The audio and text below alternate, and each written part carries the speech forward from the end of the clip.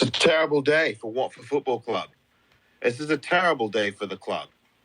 And the thing is that I'm fed up with this owner. I'm telling you, I've been telling you for months this was going to happen. This is one of the saddest days in Watford's recent memory to see this happen the way it's happened. And this owner is not going to learn. I am absolutely ticked off. This is a sad, sad day for Watford Football Club. It's a terrible day. And it does serve the owner right. I'm not happy about this, but the owner should learn a lesson out of this. Am I saying that Rob Edwards would have got us promoted? Am I saying that for a fact? I don't know. We'll never know whether Rob Edwards would have got us promoted. But you know what? This is what happens when you keep firing managers. At some point, it's going to come back to get you. And there's some Watford fans going, well, it's a weird tweet. It's not a weird tweet. This is what happens to the owner. This owner has been flirting with this for a long time. This is a horrible day for us. And there is no joy in this day if you're a Watford supporter. I get no glee out of a day like this. I'd predicted this for months. Since February and March, I've been on the podcast talking about this. Since February, I said that this team was going to be freaking promoted. And this owner that we've got now is not going to learn from this at all. He's not going to learn. Absolutely sickens me that this is what's happened. It's not. I get no joy out of this. There's no glory out of watching this scum lot get into the Premier League. No Watford fans happy about this. None of us are. I hate to be right about this, but I told you it was going to happen. I told you. And what I'm telling you now is that this owner isn't going to learn a damn thing as a result of this. If you want to have your say on this, you hit that request button, fire away. But I said this months ago, that it would not be good for the fans, obviously, of our club if that lot went up. But I did also say back then, months ago, that it would serve this owner right. That's what I said months ago. And Gino Pozzo, if he's watching this game today, has got to have it on his conscience that he let that man go. After 10 championship matches, he let this man go. And look where he's gone, and look what he's done. That is what I'm talking about. There is no joy in this day. This is one of the sadder days at this club, and we've had many down days. This is one of the sadder days in this club's history, mate. And we didn't kick a bleeding ball. We didn't kick a bleeding ball. To watch that lot win that freaking game today, absolutely disgraceful. Like I said before, and anybody can come in, if you want to hit the request button, have your say, please, I'll put you up. All I'm telling you is that there's no way of knowing whether Rob Edwards would have done this for us this season. We'll never, ever know that.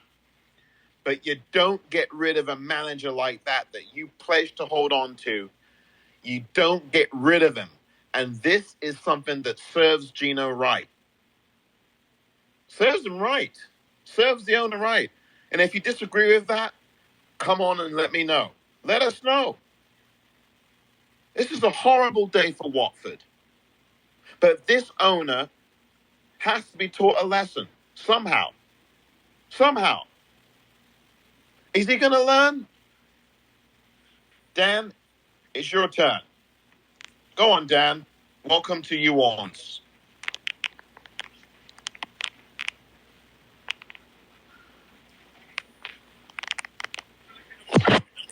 Good evening. Good evening, Dan.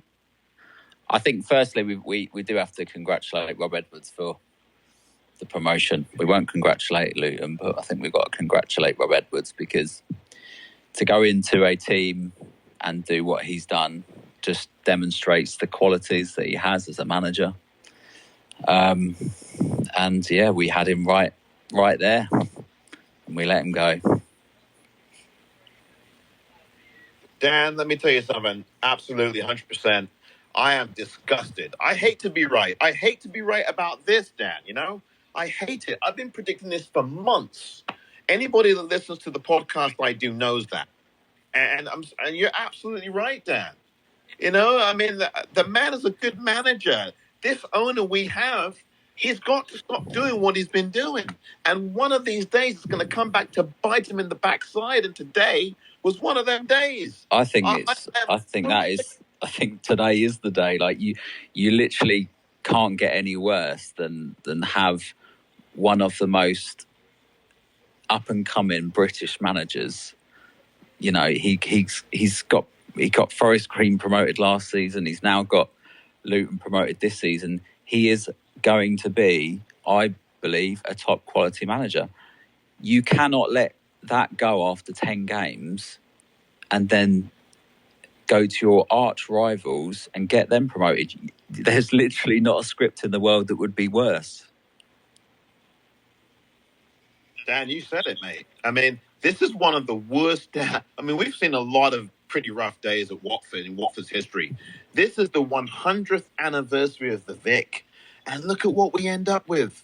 Damn, this is awful, mate. But do you not think, like, if we push aside the fact that Luton are our arch rivals, do you not think that everything that they stand for right now as a club, in terms of, like, yeah, I'm watching the pictures right now, in terms of there's a togetherness, they've got an identity, they're pushing forward for the future.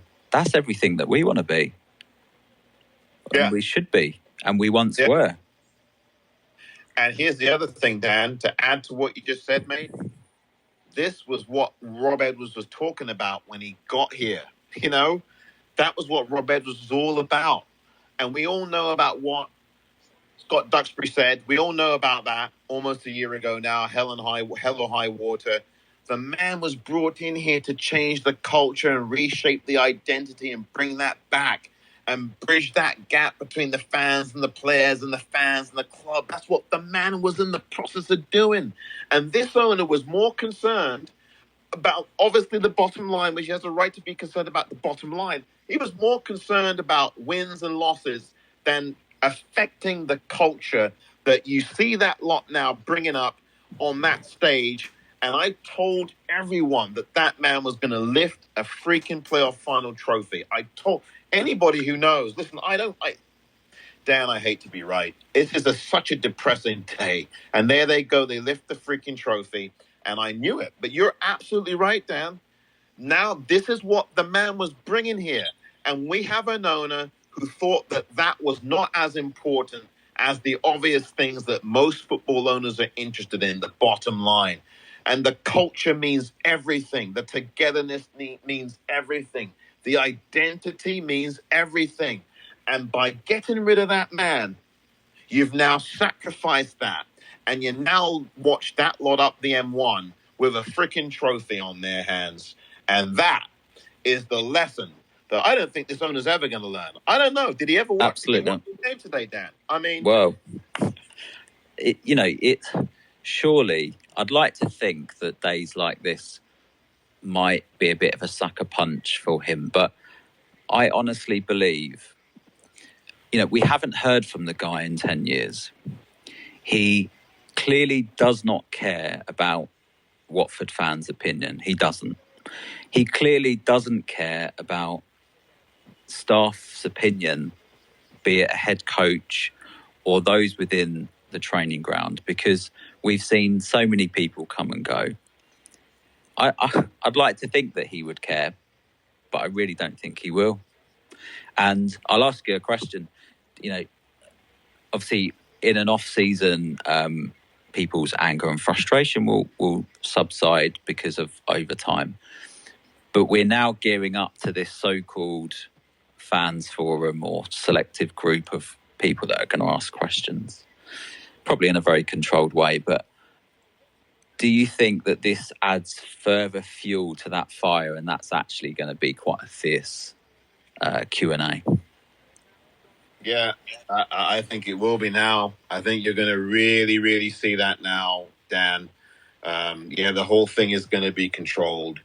And I think, and then there's reasons for why that's going to happen, obviously. But Dan, this is going to be absolutely a rough off season. And I think that now you're going to see the clamps come down even more on the way the fans are reacting. This is such a depressing day, and just watching Rob lift the trophy now. Yeah, absolutely, and it's a heartbreaker. I don't get joy. None of us get joy in this room. None of us do. I hate to be right about this, and it's just horrible to see him lift that trophy. And I know what you said there, Dan, about Rob Edwards and congratulating him. Listen. I can't. That's the one thing I disagree with you on. I can't bring myself to do that. And you're obviously a bigger man than I am on that front. I can't bring myself to congratulate Rob Edwards, mate. Obviously he's a good person. I respect him as a person. He's a decent human being. Obviously, he's an accomplished manager, as you alluded to. He got Forest Green Rovers up as champions last season, and now he's got Luton Town up into the Premier League. His stock is going to continue to rise. I wouldn't be shocked if he gets another Premier League job very, very soon after, no matter what happens at Luton next season, whether they get relegated or not. But that's the one thing I can't go along with yet. I can't bring myself to congratulate him. But again, that you're a better man than I on that, mate. I just can't do that today. Especially listen, if he had done that at Newcastle or some other club, yeah, I would have done it. I can't do that today. That's fair enough. Oh dear. This fan forum, Dan's going to be very, very interesting now. And even beyond that, there's so many other issues that need to be addressed. Whether the culture, we talked about Valerian Ismail, I'm sure the fans, we've had a lot to say about him, what the story is there, what's his backroom staff, what's Manga going to be up to. This is going to be an almighty off-season, Dan. The culture, the identity, what's going on, how do we have a say in that? How are we going to shape it? What's this club going to do? This man Gino is not going to give a toss. I don't think he watched the game. I don't think he cares. He cares about certain things in terms of the bottom line. That's what he cares about. He don't care about the culture of the club. He don't care about the fans. Clearly don't care about the fans. He didn't give a toss about the fans of Watford Football Club. Look at the way the fans have been treated this season. Can't even freaking put up a banner that says Potts are out and you get ejected. What he could have done as well at some point during the season when things were going quite badly and they're getting quite toxic, is he could have put out a very controlled, almost like state media broadcast type interview or video message to the fans on the club's channels, as I say, extremely controlled and extremely professional. And that would have just slightly taken the edge off, because people would be like, we're getting some dialogue, some communication, but we can't even get that. Yeah. It's such an opaque thing, Dan. This club, the way it operates now, I don't know how long you've been a fan of the club, but I'll go back to way back. And the club just don't operate the same way. I mean, there's some things about this club that they do very well in terms of what they do in the communities and things that the trust does that are very, very good. But the way that they behave with the fans now, it's just horrible. The stuff with the flask, can't let the old man bring in a flask. I mean, this is bloody ridiculous, Dan. I mean, everyone in here knows the way they've treated the fan base. They have absolutely broken up with us. This club, in some respects, in many respects, has absolutely broken up with the fan base. Absolutely broken up with it. My first experience at Watford was in 1996. I'd have been about 7 years old. And this is the worst period that I've ever known. And I feel so far away and so disconnected to the club than I've ever done. And to the point, I don't care. I have no interest in going back, if I'm honest. It's a rough one, Dan. And well, you know what? And I go back quite a bit longer, but this is very, very cool today. And here's what I want to look at, Dan, and anyone else. Listen, everyone else in this forum who can hear us now, you're more than welcome to chime in. I know, Sahil, you had your hand up to come in. If you'd like to come in, you, Sahil, or anyone else here listening, you're more than welcome to do it. Dan, the one other thing I want to say is the real barometer, no matter what happens at this fan forum now, Dan, the real barometer for me is what the season ticket renewal is going to be like at this club. I want to know how many Watford supporters are going to be renewing their season ticket. That's what I want to hear. That's what I want to hear. Because I know there's some Watford fans that told me a few weeks ago they're renewing. Some were telling me they weren't. Now, it's almost the end of May. We're coming to June. Got a new manager. Ben Manga looks like he's the one in charge. We'll see. I want to know what the season ticket renewal rate is going to be. That is going to tell me something about what the fan base is going to do next. Because now, I think the fans have a lot more power. I've said this for a long time, Dan, and to everyone else listening, I think Watford supporters have a lot more power than they think. And it's up to the fan base now. It's up to all of us now, because this club is going in a direction that ain't Watford. This is not the club that we know. And it's not treating the fan base with respect. It's just not. And we all know about on the pitch, and the recruiting's been a disaster. And hopefully Ben Manga can start to turn that around, and Helena Costa and the rest.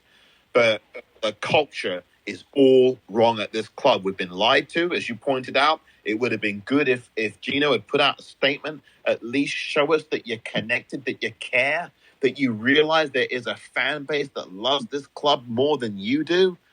Connect with us, man. What are the Watford fans supposed to think? If you're not going to put out statements, we ain't heard from you for a decade plus. Okay, so you say you're going to be at the fan meeting, but we ain't heard from you. He could have put, so when they sent out season ticket renewals, and my background is in media and marketing and PR communication, so I come with some knowledge of this. In the season ticket renewals email, there could have been an email, a very well drafted email from him that says, I know it's not been a great season for us. I thank you for your support. I haven't got every decision right, but trust us that during the off season we will be working hard. You know, all of those buzzwords just in that email. That's the start.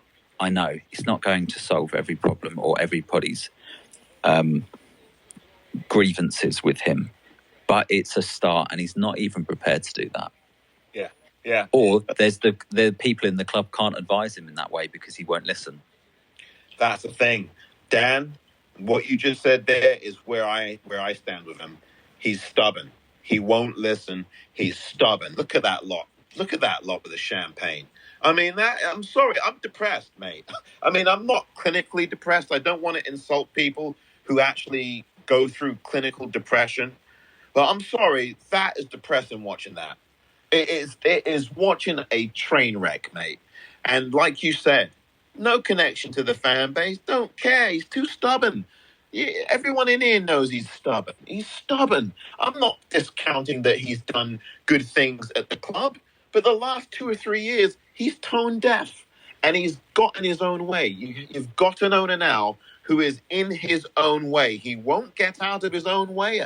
That's the worst kind of owner to have. And I'm telling you, he won't listen to anyone.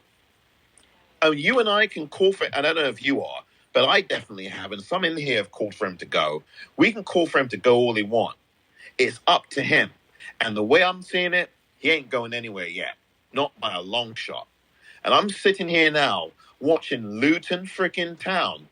I mean, I am really sad. This is genuinely sad to me. I am genuinely sad that this has happened. But like I said, it serves this owner right. And I know some Watford fans are telling me, oh, that's a weird tweet. You know what? I block people like that. because I've been saying this for months that it would serve this owner right if it happened. I'm not happy about this. I'm pissed at this owner because this didn't have to happen. And I'm telling you, we don't know, Dan, you and I and everyone else in here, that he would have done this for us. But this is what happens when you don't stick with your freaking managers. Give us, I mean, come on. I mean, is this man, if Valerian Ismail screws up, is he going to get rid of him too? Or what are we going to do with this owner if he doesn't get this right now? Well, this appointment does strike remnants with, there's so many similarities between all the other appointments. This is a very similar appointment. But if I know I suppose the past has gone, and I'll ask you a question if you don't mind. Okay, so we have to put everything that's gone behind us because we can't change that. But essentially, if you were to pick three things that would demonstrate to you that this season's going to be any different, what three things would you like to see or want to see to kind of swing your opinion that things are going to change? First of all, better communication with the fan base. Second of all, a much more utilization of the younger football team, a team that is competitive, more of the academy players being bedded in, and also an established ethic and identity here. I want those things, Dan. And I'll tell you something else. I'd rather us be in the Premier League, the Championship for 3 more seasons than go straight up. You know why? Because hopefully over 3 seasons, we can build an identity and a connection with the fans. Building an identity on the pitch, building an identity with this club and the fans, and that connection means more to me than a promotion to the Premier League as a Watford supporter. I would settle for 3 more years in the Championship rather than an instant return to the Premier League if it means that we have a developing identity at this club, if it means that the fan base is treated with respect, and if it means that this club starts to play the youth and starts to play players who have a cohesive attitude on the pitch. That's a fair point. I can't beat that, to be fair. Dan, it's great talking to you. Thank you for your time. Most welcome. You're most welcome, Dan. Thank you very much indeed. And good day to you. Under these circumstances, it's not been a good day for Watford supporters. Dan, thank you very much indeed. Anyone else who'd like to come in on this edition of Orns? We already know what happened just a few minutes ago. The prediction that I had cast months ago has come true, unfortunately.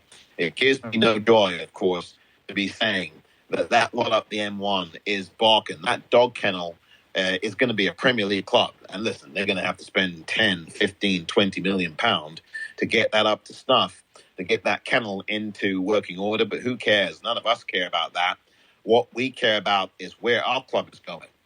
Because quite frankly, fellow Watford supporters, you measure the barometer of what happened this season and what happened today with where we are. And I'm going to invite other Watford supporters to come on. You can follow the lead of Uncle Ron, who's about to be patched in here. Please, Watford supporters, if ever there was a day to be heard, it would be this day. Because this day, we have seen our owner, well, he's not learned anything, has he? Uncle Ron, it's your take next. Let's listen to Uncle Ron now, everyone. And please hit that request button to follow Uncle Ron. Uncle Ron, good to have you aboard here. Welcome to Orns. Oh. Hello, Uncle Ron. So, I was right. All along. You and I both. Yes. And Edwards listening. I remember when Pozzo sacked Rob Edwards, we said what an absolute disgrace it was, and we were abused for it. We've said many things about this owner, and we've been proven right. You look at the pictures at the end, Omar, the Luton board, they're all lifelong Luton Town supporters. All lifelong fans. They're in tears crying. It means everything to them. The Watford board, comprised of Gino Pozzo, a Udinese fan, And Scott Duxbury, I don't know who he supports. He's certainly not a lifelong Watford fan. And then you've got the hanger-on, the character. Let's call him the character Mogi Bayat. And those are the people running Watford Football Club. He sacked. Let's not forget why he sacked Rob Edwards. He sacked Rob Edwards after 10 league games because he thought Watford should have been strolling to promotion at that time. That's why he sacked him. He thought we should be top or second. Do you think, Omar, Gino Pozzo today is thinking that he made the wrong decision? Or do you think, which is what I believe, that he still thinks that squad he assembled was a top 2 squad, and the only reason Watford haven't been promoted this season was because of the various head coaches? What do you think, Omar? It's not. It's behind door number 2, Ron. This owner is a stubborn owner, and he's not going to learn anything from this. He's arrogant. He is too single-minded. He doesn't give a monkey's, and he thinks every decision he makes is the right one. No introspection. When have you ever heard, Uncle Ron, any introspection from this owner? I've had it up to you-know-where with this bloomin' owner. I'm sorry, fan form or not, Ron, he's an absolute failure these last couple of years, and he's shown the backside to all of us as Watford supporters, and he has absolutely disrespected us. And it's filtered through the entire club. This owner does not give a monkey's about us, and he is freaking arrogant. He don't give a monkey's about this, Uncle Ron. I don't think he's going to learn anything. He's never apologized, Omar. He's never said, I'm sorry, I got it wrong. He's never said that. He's never said those words. And we'll see if he turns up to this fans forum. We'll see.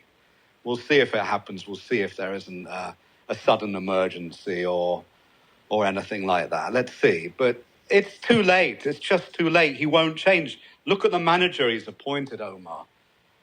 It's someone who's previously been sacked by West Bromwich Albion and by a Turkish club, just like Slaven Bilic. We should go through Rothman's football yearbooks, whatever it's called now, and look up ex West Bromwich Albion managers to see who the next one is. Right? I remember Rothman's. I remember that. Yeah. Uncle Ron, we got to laugh to keep from crying with this. I mean, Valerian Ismail, this is his 5th job in about 2 years. I mean, what is this owner playing at? And we can talk about whether it's Ben Manga's move or not. But the fact of the matter is that this here now, I do not have high hopes now. And I guess it's burnished because of this game today, which leaves me sick to my stomach. It really does, mate. But this is just blooming awful to be watching. Yeah. Sorry to interrupt, Matt, but Luton now, right? Luton will not end up 100 million, 200 million in debt. They won't be signing goalkeepers for 6 million and then not even putting them on the substitutes bench. They will probably come down with a record low amount of points. But what will happen, Omar, is that they will be able to build a wonderful new stadium. A wonderful new stadium. They'll have no debt, and they'll be a strong football club. And you contrast that to Watford, who are perhaps 100 million to 200 million in debt. And people go, oh, but look, Pozzo built a new East Stand. Well, it's hardly an Archibald Leach thing of beauty. It's a temporary structure, right? Let's call it what it is. So, I mean, if people want to genuflect at a temporary stand, then that's up to them, but I don't. But that's what will happen, that there'll be a very strong club.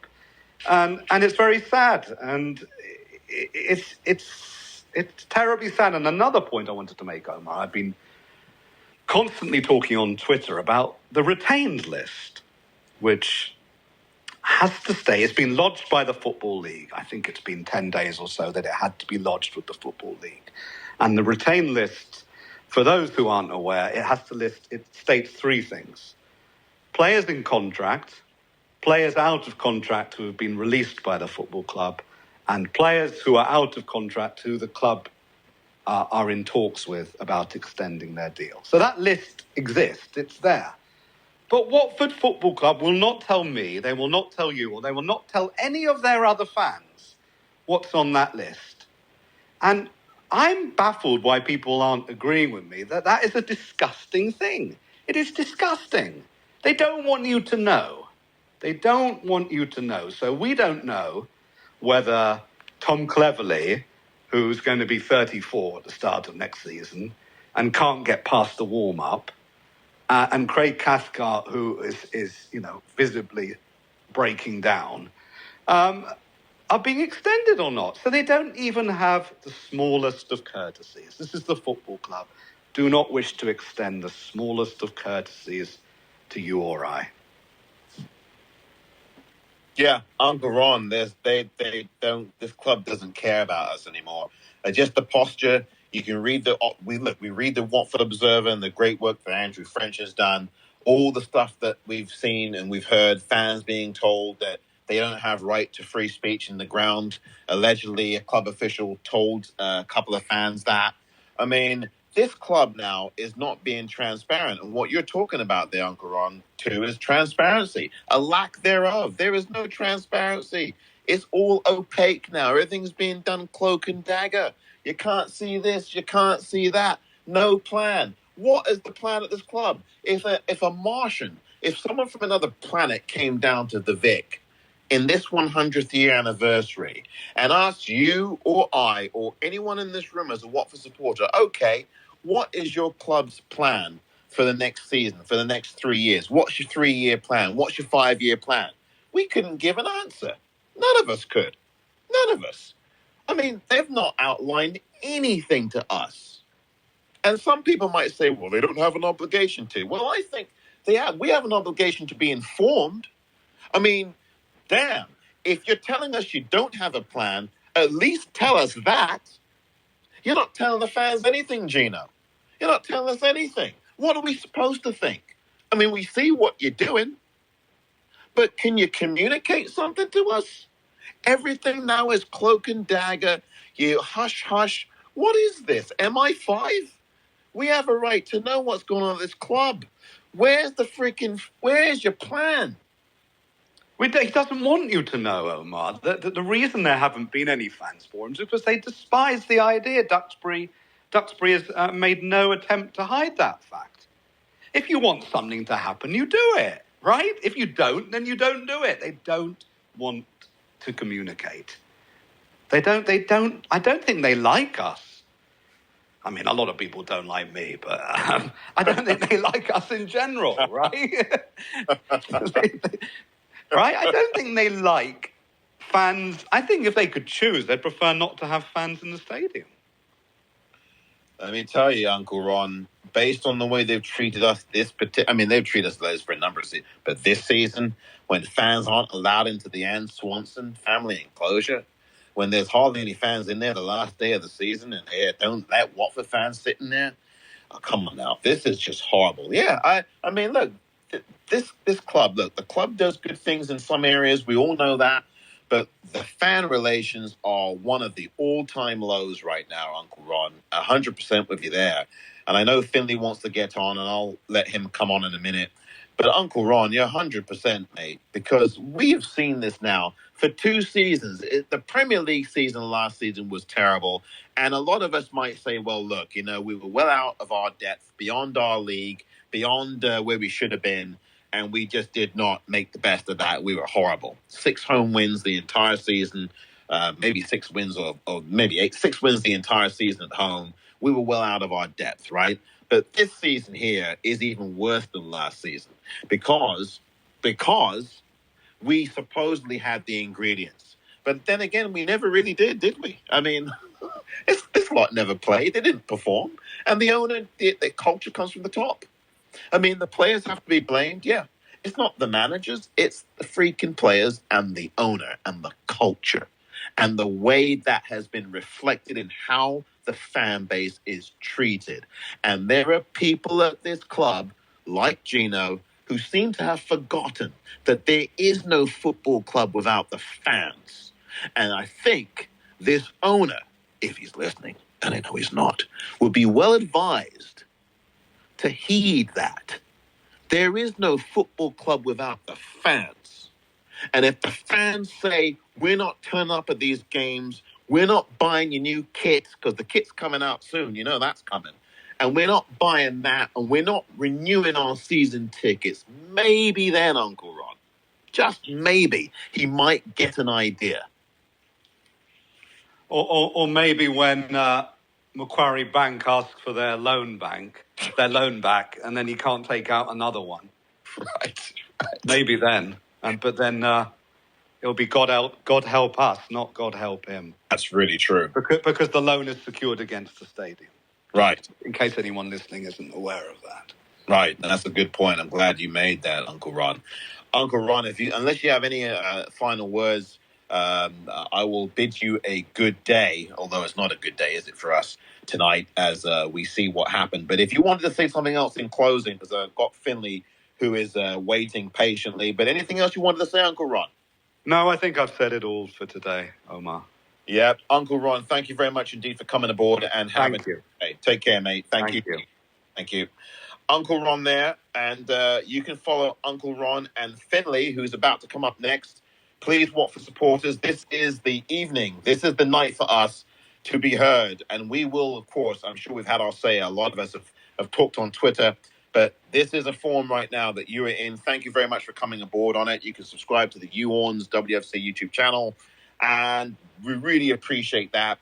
And, of course, there will be a podcast episode or two coming up about this and many other affairs. Finley's been waiting very, very patiently. Hit that request button like Finley has done. And you are next, Finley. Welcome to this edition of Orns. Finley, welcome aboard. Start off, thank you very much for having me on. I genuinely appreciate it. You're welcome. I find there are two cancers in this club at the moment. And obviously the one is that we always talk about is the Pozzo family, just in general. But I actually, no, I'll rephrase that. Two cancers isn't the word. I'm not that disrespectful to a human being. But I find a lot of things that Uncle Ron comes out with is just downright disrespectful and just a little bit wrong. In just terms of the fact of, mentioning Rob Edwards. Okay, Rob Edwards, has gone up to the Premier League today with Luton, and I can probably speak on behalf of just about everyone in this chat at the moment that we are all sad that, a former Watford manager has gone up to the Premier League with our arch rivals.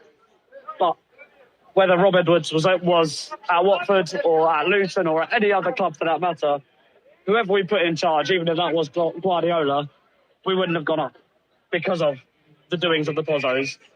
And I've said it before, and I'm not here to attack Uncle Ron by any means, but I find a lot of his tweets I would describe as almost the average person that would have 4 pints on it in an evening, get angry, and then go, oh, what can I take my anger out on? And that the first thing that comes to mind is Watford. I've seen various tweets about the women's team, for example, who have had a brilliant season. And, the men in our men's squad can probably take a page out of their book in, playing for the shirt and whatnot. But overall, I find that that what Uncle Ron tends to tweet about is more negative and puts the club in a more negative light than it already is. And that's all I've really got to say, if I'm perfectly honest. And I just wanted to speak my mind in that fact. I do not mean to attack him per se, but that is overall what I feel. Finley, thank you very much for your comments. You are welcome to have your comments, mate. You have made that point. Now, listen, you and I may disagree about that. Uncle Ron is definitely going to have a say again. You can be counted on for that. If Uncle Ron wants to come back in, he's welcome to. But Finley, I do want to thank you for your comments. You are entitled to your opinion, and you have voiced it tonight on Orns post-match here after this debacle of a season. ends like this. Finley, thank you very much indeed for your comment. So can I just add, I have nothing per se as a human being against Uncle Ron. I don't know him personally by any means. And there are a lot of his tweets that I do agree with, but I've found in the past few weeks since the playoffs have happened and Luton's success in that fact, I found the tweets, not 100% of them, but there are a decent amount of tweets that I have found have been sort of attacking, the women's team or Luton for that matter, when, there are bigger problems closer to home that we need to think about rather than thinking about, the consequences of other teams' actions. But thank you very much. Thank you, Finley, and take care and be well. Thank you for your remarks. You are entitled to them, and you have made your point clear. I am going to go back to Uncle Ron, and then I'm going to go to Pat. So Uncle Ron first. Pat will be following Uncle Ron, and any other Watford supporter in the building tonight who would like to be heard from, please hit the request button as Uncle Ron and Pat have done. I'm going to return to Uncle Ron because he does have a right to come back in and have his say. I really don't want it to be a back and forth between two supporters, but I think Uncle Ron does have the right to be heard from after what was just said. And Uncle Ron, it is your turn. Thank you, Omar. I'm You're not welcome. sure Finley is still there, but thank you for allowing me the right of reply. If my tweets have been negative, it's because the current state of affairs is very negative. So I'm not sure why I should apologize for that or retract that. It's a very negative situation. And I mean, it's fascinating how he thinks that my tweets are causing people to have a negative view of Watford Football Club as opposed to the actions of Watford Football Club itself. Absolutely fascinating. And I noticed he's made comments about my tweets about the women's team. I've congratulated the women's team. And I will stand by what I've said. I don't agree that there should be a mural of Helen Ward at the stadium because the ladies' team have only played a couple of times at Vicarage Road Stadium, and because the vast majority of the people attending do so to watch the men's team. Now, that's not against anyone. That's just my point of view, and I'm entitled to it. I don't think it's abusive. It might go against the prevailing wind of these times. But again, it's not abusive, and that's what I believe. That's it. Uncle Ron, you are entitled to your opinion. I don't think that's an abusive point at all. It's your honest opinion and feeling about that. Again, we can all differ on opinions, and certainly we can differ on Helen Ward, but you have absolutely every right to have the opinion you have, and others will have different opinions, no doubt. But your opinion's been heard here, and it's not disrespectful or abusive. There are lots of Watford fans I've heard say some downright misogynistic things about the women's team, and you did not say anything like that of the sort. Now, here's the other thing. Finley, where are you, mate? You can't come on here now, Finley, drop that bomb and then walk off. Come on. Indeed. Now. Be better than that now. You can't come in here. He's not here now. Maybe you'll listen back to this. Wherever Finley is, if anybody follows him, tell him to come back on the air. Don't do that. Come on now, Finley. You're better than that, aren't you? You don't just you make that point, drop your turd and then run. Come on now. Come on, we're adults here now.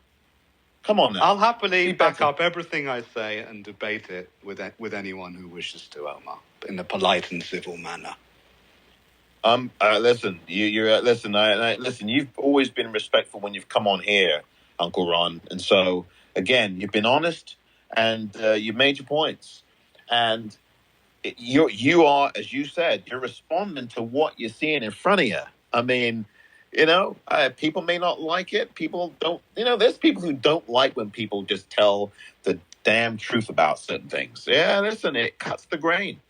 Uncle Ron, you've been one of the people on here who has been very clear about where he stands. Uncle Ron, thank you very much for coming back on. Finley, where are you, mate? Come on, that's just you. Listen, I gave him all that time and he wouldn't come back on. Well, I think that says a bit more about Finley than it does about Uncle Ron. But anyway, Uncle Ron, thank you. I'm going to let you go now, Uncle Ron, unless you want to say anything else. I do thank you for your opinion. Listen, everyone in this forum now is entitled to give their view. As long as it's not offensive or misogynistic or racist or anything like that, you're more than welcome to have your say. Uncle Ron doesn't think there should be a mural of Helen Ward. I happen to have a different opinion about that. But Uncle Ron is well within his right to give an opinion and talk about that. If he doesn't think there should be one, that's not being negative. That's just his honest view. He's not being misogynistic. That's his view. And if you feel that she should be, then speak up. I think she should have a mural. Now, there might be some of you who don't. There might be some who do. But he gave his opinion. And as always, Uncle Ron has a right to that, as do every one of us in this forum. Uncle Ron, thank you very much indeed once again.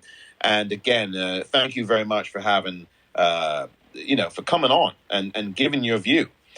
Before I go here, I'll have a couple more minutes to add a couple of things that I didn't get to here as we go along. It is, goodness gracious me, it's almost 9 p.m. In the United Kingdom. It's just barely before 1 in the afternoon here in San Francisco, California. It's great to have you aboard, fellow Watford supporters, on this very miserable day. This is the day that really does cement just how poor it has been this season for us. And again, if you're going to level criticism at Watford fans, can you at least come on and stick around? That's not good. That's one thing I'll say. Don't attack another Watford fan and then leave the forum. Don't do that. It's cowardly. If you're going to dish, then take it. If you're going to dish out, then stick around to take it, because that is not right. Don't go attack some fan in here and then run off. What you running off for? We're all Watford supporters in here. I'd expect that from someone of Luton Town persuasion. Elite Tigers, it is your turn to come in and have your say. We're looking forward to hearing what you have to say here. Elite Tigers, welcome aboard on you, Orns.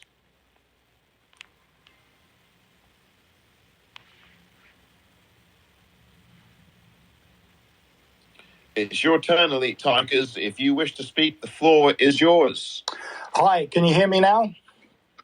Loud and clear now. Thanks very much, Hello. Omar. Yeah, I think this is a very bleak day, obviously, for all Hornets fans. And I'd just like to say, based, on the last couple of conversations there, that I don't think people are being negative enough, never mind being overly negative. Look at the facts of what's happened here. We appoint a manager. We say that we're going to support that manager come hell or high water. And under no circumstances will that manager be got rid of based on results. And then after 10 games, we do exactly that and we sack him based on results, even though the season was still at an embryonic stage. Then he goes to our arch rivals and gets them promoted. It's difficult to come up with a set of circumstances that's more a sense of betrayal that the club could possibly have done to us. And they deserve 100% of the criticisms that they're getting and a lot more. I think that the Watford fans have been incredibly mildly mannered in their response over the last few seasons to what's been happening with Pozo. And I just think that the Hornets fan base are not annoyed enough. Now, I know that we've seen Vicarage Road singing "You're Not Fit to Wear the Shirt" this season, which is a big deal for Hornets fans, because that's not like us. That's not the sort of thing that we do. Absolutely, it was justified and deserved. But the club, Finley said about the word cancerous. It's an emotive word to use, but it's difficult to come up with a better adjective to describe the culture and the atmosphere inside Vicarage Road at the moment. It is cancerous from Scott Duxbury down and from the owner down. the brilliant culture that existed under Graham Taylor and Elton John has been effectively, removed and replaced with this repugnant growth. And if that offends anyone, I really don't care, because it's my opinion and I'm entitled to it. And I just think that until these people are removed from our football club, I'm not even interested in going. Now, I'm an out-of-town Hornet. For the last 7.5 years, I've lived in Scotland. I've just recently moved in January back into England, but only just. I'm in between Middlesbrough and Sunderland at the moment in a place called Peterlee. So my opportunities to get down to Vicarage Road are somewhat limited. So I observe mostly from a distance and just come down a few times a season. But I don't like what I see. And my thoughts at the moment, I would rather... it's got so bad that I would rather have us reform as a fan-owned club playing in the Southern League, or, step 5 or 6 even of non-league football, and build back the club with the culture, the actual Watford culture that exists, rather than carrying on down the route that we're on at the moment. We were described on Sky Sports during the playoff season of matches as being a basket case. And I think they're 100% right on that. That's exactly what we are. And until these people are removed at the top of the football club, I can't see us recovering credibility or recovering our football culture ever again until they're gone. It's the end of the story for me until they're gone. And I can't see myself stepping foot in Vicarage Road again, to be honest with you, until they're gone. Excellent points. Listen, I agree with you 100%. I'd ask you one quick thing. And I know Peterlee, that is not close to Watford at all. You are coming from a distance there. I would just ask you one thing, and that's, it really made some great points, and I really agree with them, and I hope other people listened loud and clear to the great points you made and listened back to them in this forum. How many Watford fans do you know, Elite Tigers, who are going to renew their season ticket? Do you know any Watford supporters at the minute who are going to be renewing for next season? I don't, but I mean, until like a few months ago, I was a member of the Scottish Hornets group. We had like a WhatsApp, but I took myself out of that when I moved back to England recently. So I haven't seen the conversations that have been going on in there during this period. But I mean, from my own personal point of view, although the Stadium of Light is about a 7-minute or 10-minute drive from me, I couldn't bring myself to go to the away game there at the end of the season. I travelled further than I would have travelled to the Stadium of Light to go and watch a non-league football match somewhere else further down in the county of Durham to watch Spennymoor Town play. Because I sort of knew exactly what would happen, and it was a typical performance, throwing away a 2-goal lead. That's just what I would have expected to happen, and it's exactly what did happen. Now, that might, some people might say, okay, you're not a true fan. You can't even be bothered to go and watch the team, when they're 10 minutes from your house. And my answer to that would be, a club has to deserve your support. Loyalty is earned. And I can stomach, I watched Watford when we were literally bottom of the old Division 4, under Mike Keane at the start of one season. We were below Southport and Workington in the table for a really short period of time. And, I still went, and I was happy to go because it was my club, and it wasn't being run particularly well, but the people running it were honest people with good motives, and then eventually, obviously, Elton took a more senior role. He brought in Graham Taylor, and the rest is absolute history. But the situation is different now. The club deserved my support at that time. They don't deserve it now. And that's why, I won't even go and watch them when they're playing 7 minutes up the road. That's how bad it's got. And it's an awful indictment of how the club's being run right now. I couldn't agree more. I mean, I couldn't agree more, Elite Tigers. And we aren't, and I think you mentioned this earlier, Elite Tigers, we're not upset enough. We are, as a fan base collectively, we are not upset enough. We are and this is not denigrating us. We are kind-hearted and genteel. Now, those are positive qualities. But when you've got what's going on at this club's in sinking sand. And when are we going to really raise a fuss about this? And I'm not talking about anything violent because I do not condone violence. I'm talking about when are we going to withdraw? When are we going to do what you're doing, which is not follow this club even though they're 7 minutes away? And an away game or a home game. When are we going to stop buying the shirts? When are we going to stop renewing the season tickets? At some point, quite frankly, we as fans enable this if we continue to go to the games. I'm not saying you can't watch them on TV on your Sky package. I'm not saying that. But every time that we go to these games, every time that we go and follow this team wherever they are, at the Vic or elsewhere, we enable this owner. Yeah. At some point, this comes back to us as fans. Now, some people may not want to hear that. They may not want to hear what you've said today. Yeah. They may not want what Uncle Ron has said. But at some point, we are enabling this. Because if we continue to buy the kits, if we continue to go to these games, we enable this owner. The only money that I put into the club at the moment is subscribing to the match day programme.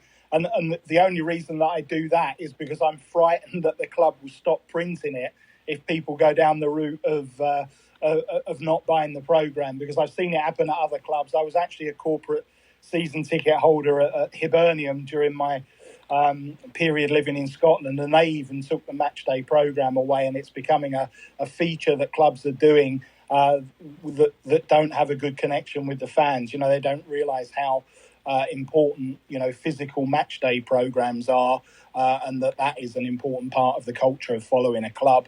So, as someone with a background in print media, I take a very keen interest in trying to make sure that our excellent quality match programme continues to be produced. So I do still put money into the club to subscribe to that, but that's currently the only money that I put into Watford Football Club.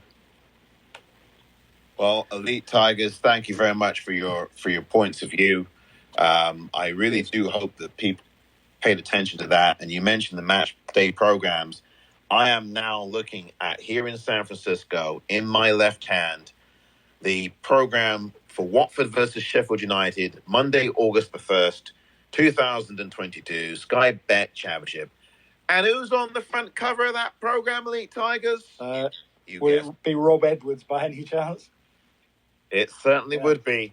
And by the way, let me tell you something else. If you go on the Watford website now, that program has been erased. And as soon as he got sacked, whoever it was in the communications division, Elite Tigers, or whoever else it was at Watford, they deleted that program off the list of Watford programs that are available for sale. Every one, at the time I looked back in October, every last one of the Watford matchday programs were available for sale, except for the one with Rob Edwards on it, because it was deleted. That says it all, really. It doesn't surprise me. Yeah.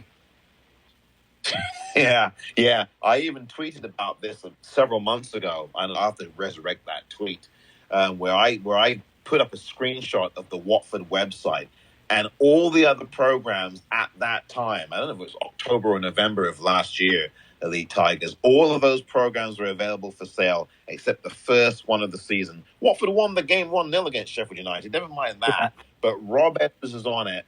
And, we can't have him here. Let's erase if he didn't exist. And that's the way they've done with the fans, Elite Tigers. There'll be some Watford supporters in here who may agree, may disagree. But that is how they've erased the fans. That's not being negative. If you and I and Uncle Ron and others say that they have disrespected the fan base, that's not being negative.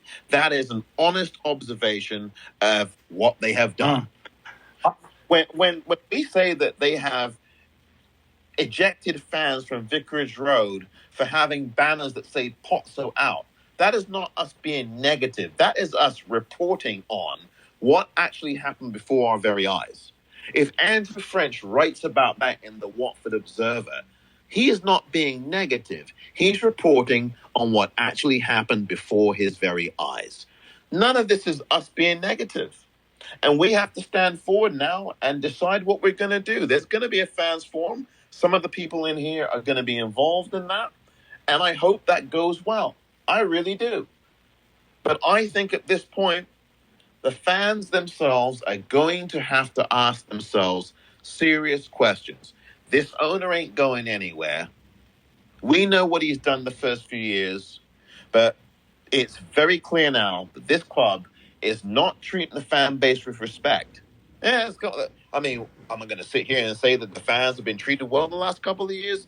That's hogwash, because it's not happened. And say that the fan base has been treated with respect? No, they have not. And me saying that is not being negative, and you saying what you're saying is not being negative.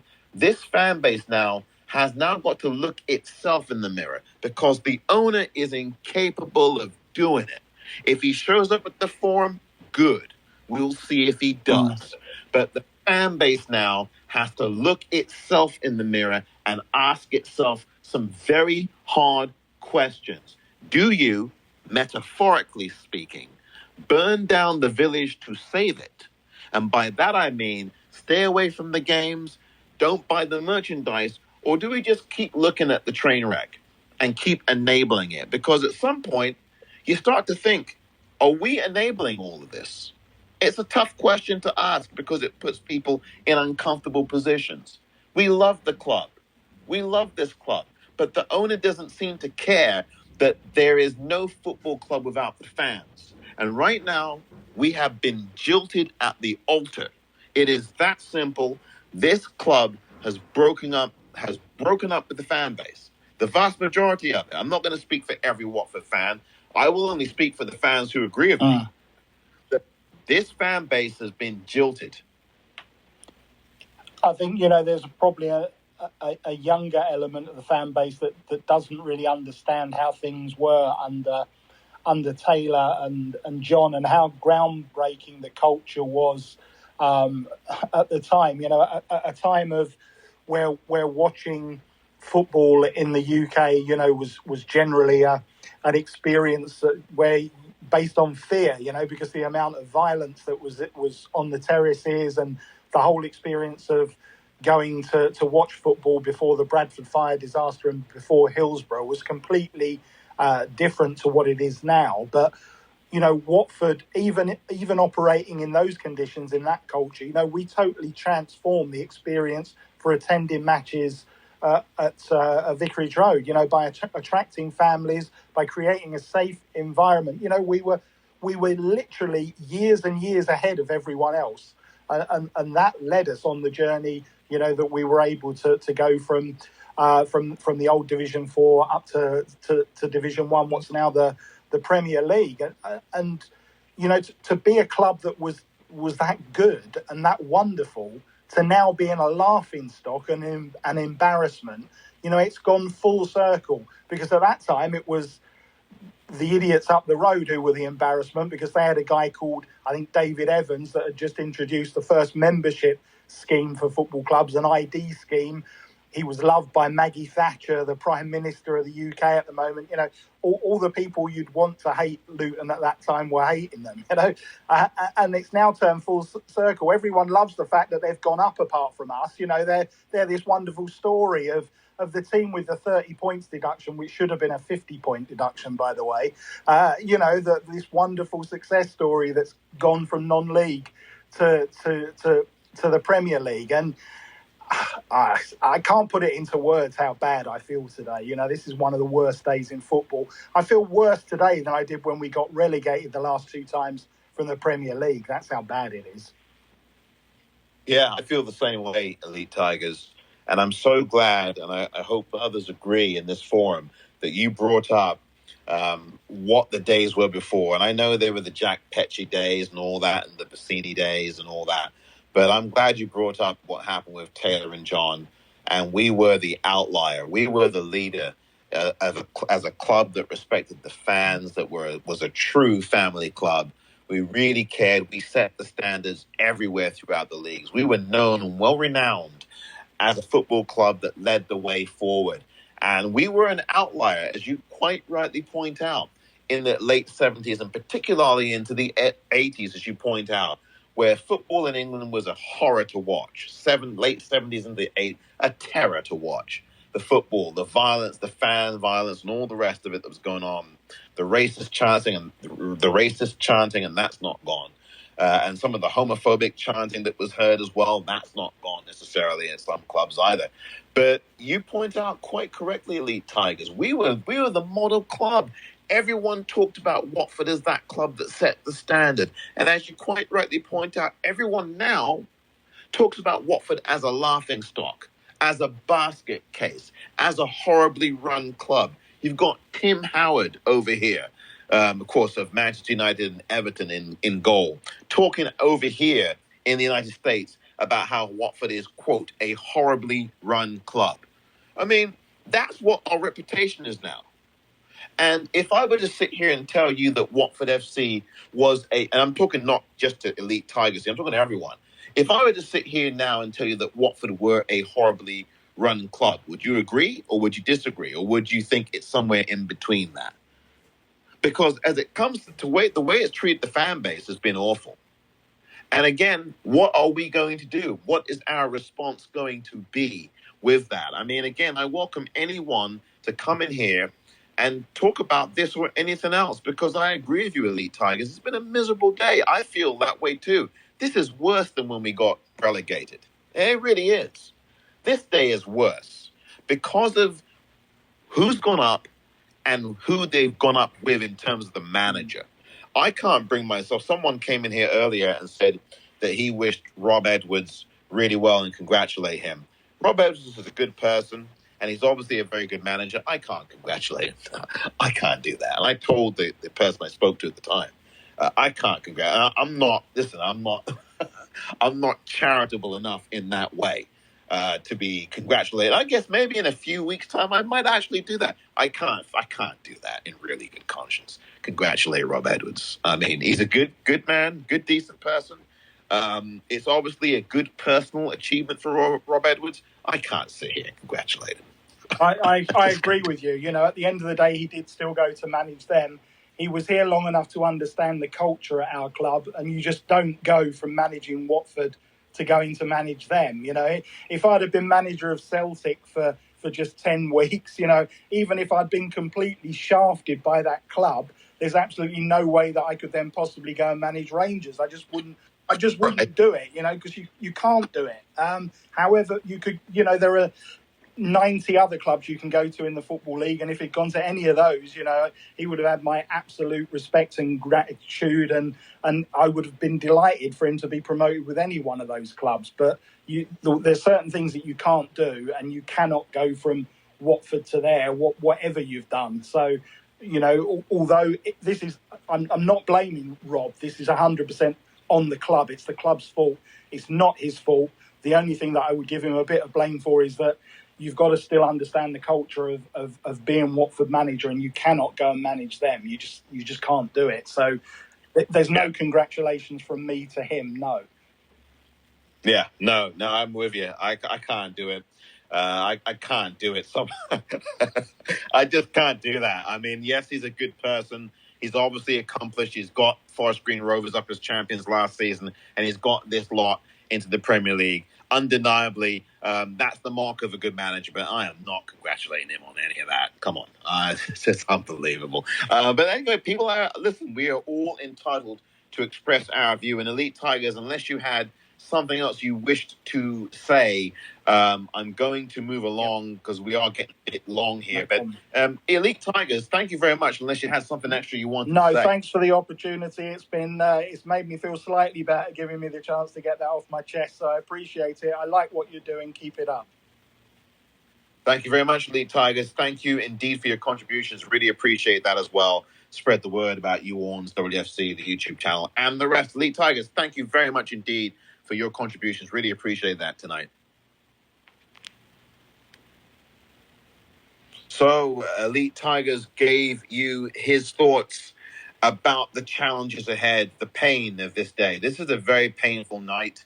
Obviously, now it's just after 9 o'clock in the United Kingdom. I promise you here, wrap it up here in just a couple of minutes' time. I think there's some points that we've established tonight. We have obviously differing points of view about the future of this club.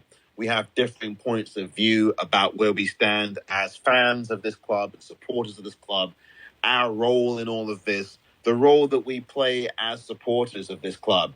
Obviously, if you decide to stay away from the club, it don't mean that you don't support them. It means you may want a better way forward for the club. It means that you might care about wanting to change the culture when you got an owner who clearly doesn't give a monkeys about you or about what's going on about the fabric and identity of this club. If you, like I, am one of those who have seen a lot at the Vic over many years, you have a better appreciation for why you feel the way you do and why the fan base is the way it is right now. We've got nothing but division and dissension. We've got fans coming on here taking a pop at other Watford supporters and then not sticking around to hear the response. And, you know, the fan base is divided in some ways, and in some ways it's not. I could not get 5 people together in a forum just over a year ago to talk about ways to improve this club. I believe in constructive engagement. I believe that you can do 2 things at once, more than 2 things at once. I think you can levy the appropriate criticism where it is clearly warranted. And at the same time, I believe in also constructive engagement and telling people that they have a choice to make or more than one choice to make is not being negative. If you tell people that youth believe that there are ways to get this owner's attention to change the culture, and one of those ways is to economically make decisions that you are going to withdraw economically from the club, that's not being negative. That's about trying to change the tide of the club.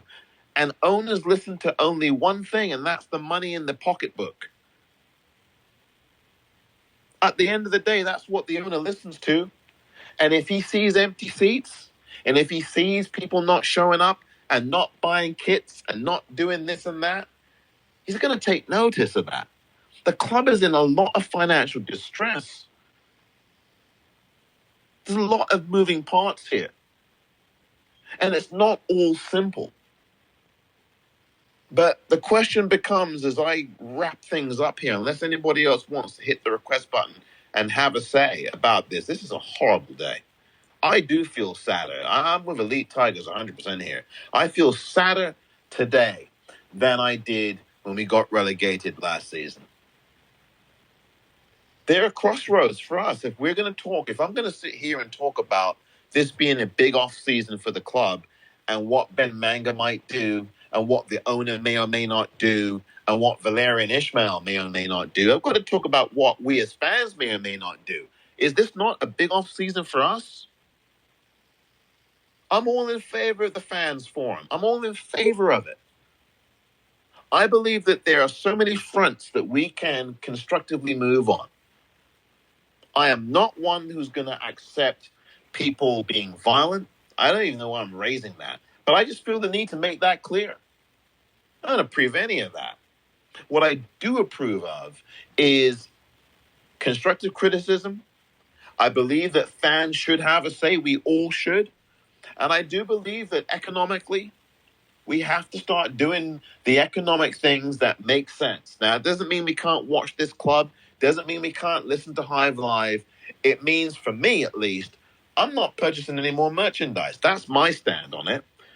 I would ordinarily be in England every season or so to see at least a few games. I'm not going to be doing that. I'll come to England. I just won't be coming to any games anytime soon until we start to see a direction change. Now, you as a Watford supporter may have a different view from that. And every view here is welcome when it comes to Watford. Every view is welcome. John is about to give his view on what's going on. I'm going to put John on in just a minute. And if anyone else wants to come in and have a say, you're more than welcome to. But at some point here, the question becomes, we can have a fan forum, what is going to happen? Because I believe that Watford supporters need to be proactive now. We need to be proactive. We need to start looking at what is our plan. If Valerian Ismail gets fired next season, what's our plan as fans? I'm all in favor of getting behind these lads. I'm all in favor of it. But what is our plan going to be if Valerian Ismail gets canned after 7 games, like Cisco did in the Premier League, after 10, 11 games, like Rob Edwards did? What's the plan for us? John has been very patient. I'm going to put him on now. If anyone else would like to follow John's lead, and Elite Tigers lead, and the lead of Uncle Ron, and anyone else who has come in tonight, you're more than welcome to hit the request button, and I'll turn it over to you. I'll turn it over to John now. John, thank you very much indeed for coming aboard on You Orns.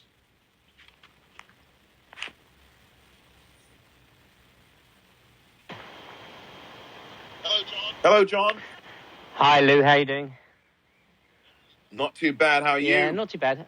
Apologies as I missed a lot of the start, and I was hesitating about whether to come on, but I just wanted to pick up on, just say a couple of things about Rob Edwards, actually, and I'll give some context. But, I mean, I've just literally suffered through watching the celebrations because I wanted to see how they approached it. But I've just seen him come on and actually literally cry on live TV with the emotion of it all. And I can only imagine with what we put him through at the start of the season in the way he left for Green Rovers, coming to us with ambition, then getting binned off after 10 games, which was ridiculous, to then have some redemption. And I can't help on a human level, just stepping back from all the Watford guff, go, respect to the man. And I think it's wrong to say that he played, he was with us for 10 games and then he shouldn't go to them up the road. I mean, he owed us nothing, right? We pissed all over him. It was just an absolutely ridiculous thing. And the reason why I want to give some context, and this was sort of so bizarre. I was fortunate enough to attend because my mates got some corporate and just went to a sponsor thank you event. And it was just before the Sunderland game, the one that after Rob Edwards got sacked. And there was about 50 people there. And we didn't know what was going on. It was just meant to be a little thank you meal. But they wheeled in Rob Edwards and Carl Ritchie, who chatted for about a good hour. And I got to meet him, got to speak with him, got to speak with Carl. And they came across as unbelievably brilliant people with a bit of a vision. They were excited because they were talking about Loser was starting to get fit. And to a man, there were the questions that they were asked and stuff. That everybody stood up there at the time, and one person said, "You know what? If I don't care what happens this season, I don't care if we don't go up. We just want you to be here for the whole season, right?" And that got a round of applause from every single person in that room. So for him and what he's doing, I will give him congratulations. The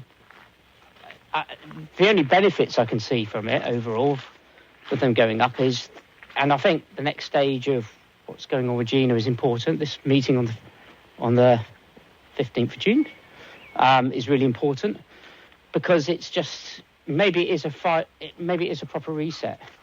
Maybe, because you've got the opportunity for two things: Gino looking at yet another coach binned off without any time, who's then gone on to do something. And then we have a horrible season.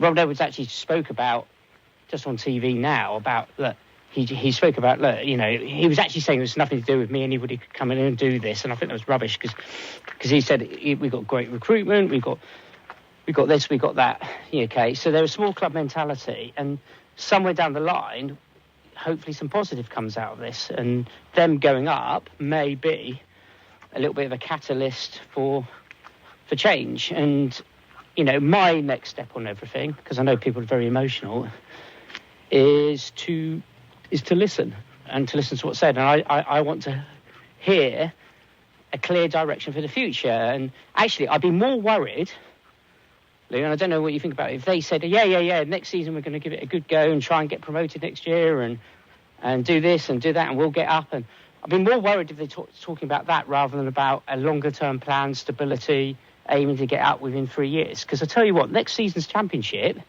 is probably going to be the hardest in God knows when. I mean, when we went up in 14-15, that was actually quite a brutal championship. And we came through on that, and that was actually a really high quality league. But next year's going to be even tougher, easily by a mile.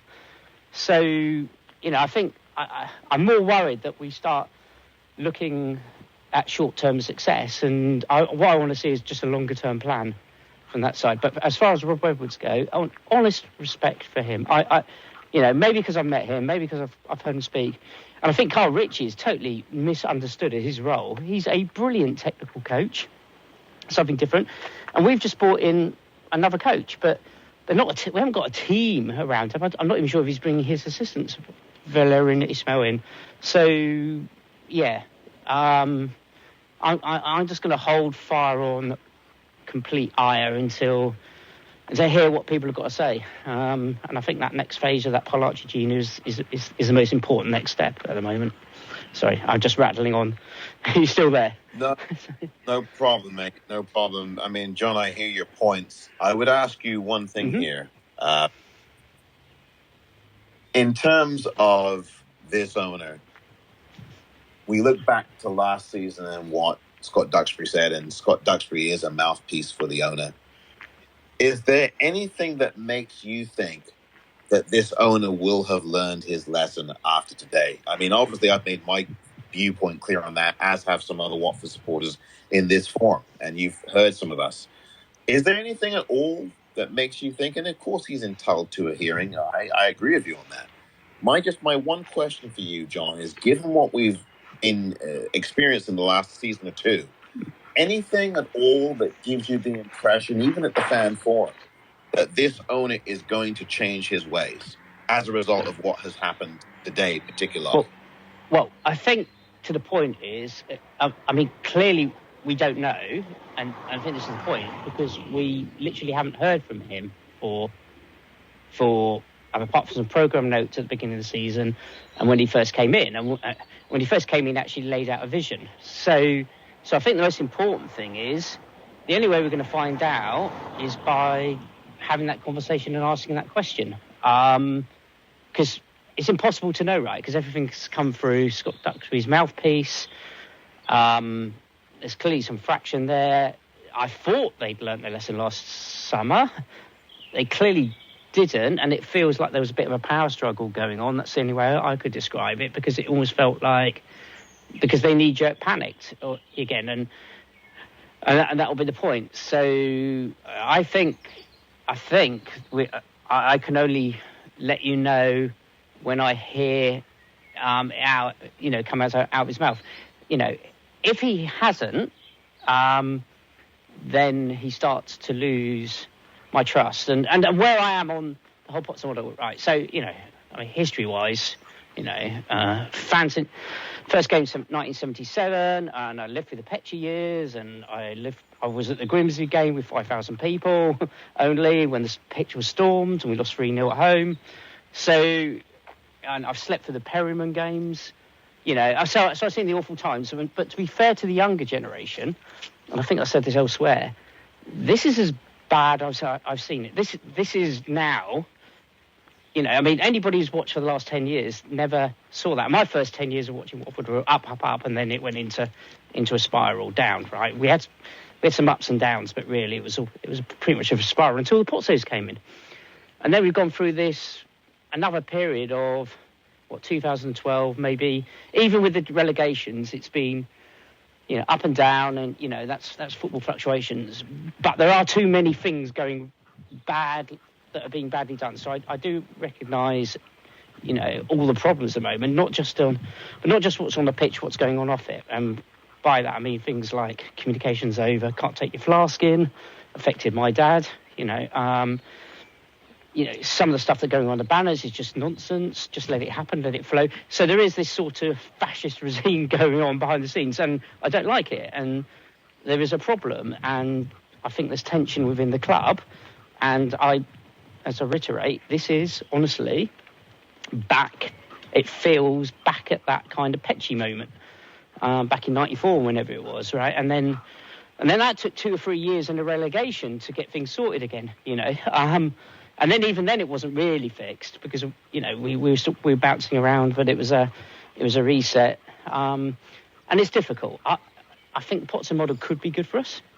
I think in a world of billionaires, unless you're going to get a billionaire owner and not leverage debt, by the way, you know, I mean, people should be very scared about what's going on at Chelsea at the moment.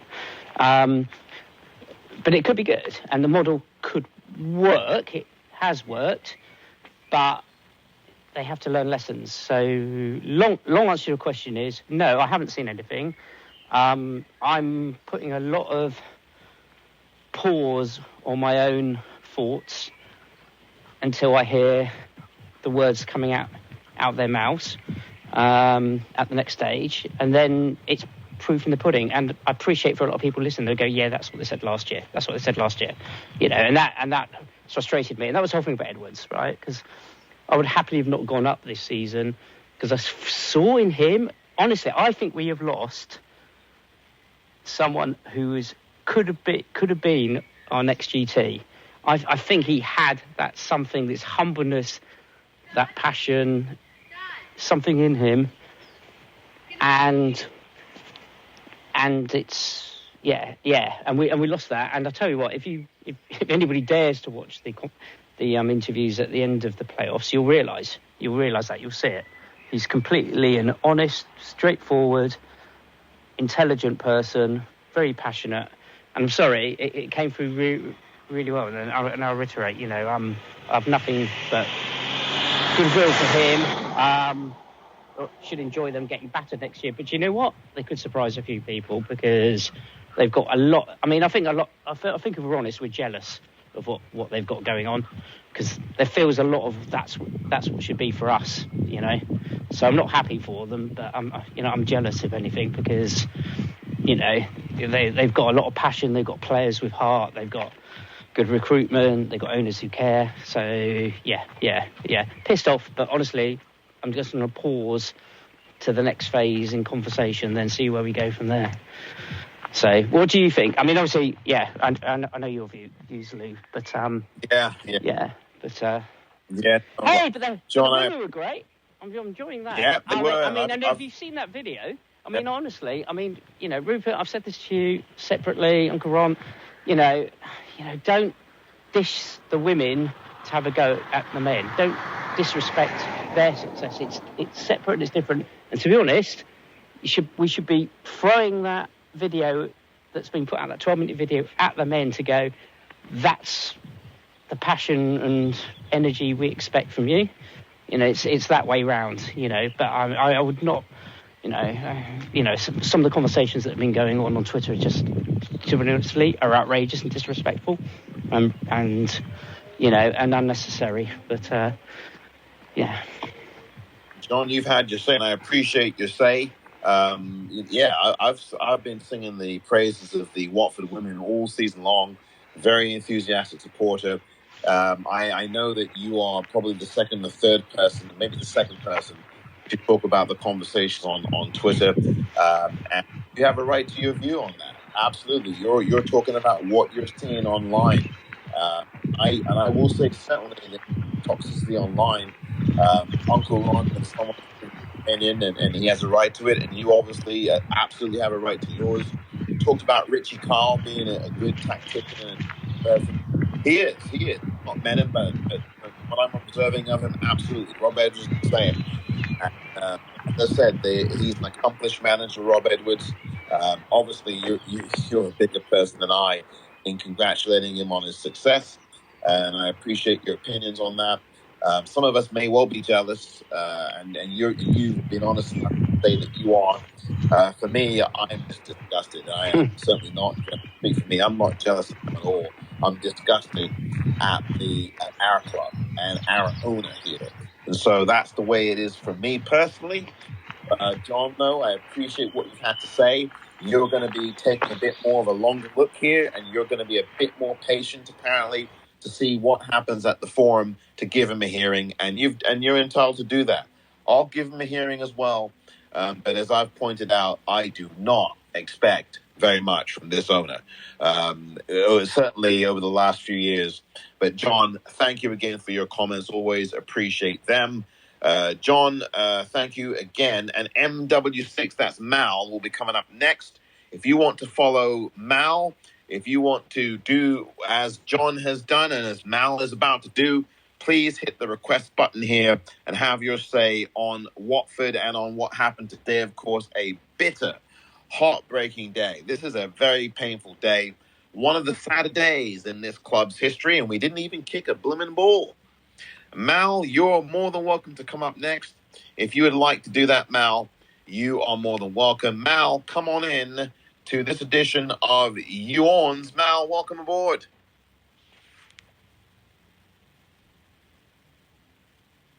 Hello there, Mal. Hello, you all right? Not too bad, mate. Not too bad. Could be better, though. What about you? Yeah, disappointing day today. Spoilt the summer. It really has, hasn't it? Yeah. We ain't done anything yet in the transfer market, and look at this. We've got to deal with this. Yeah.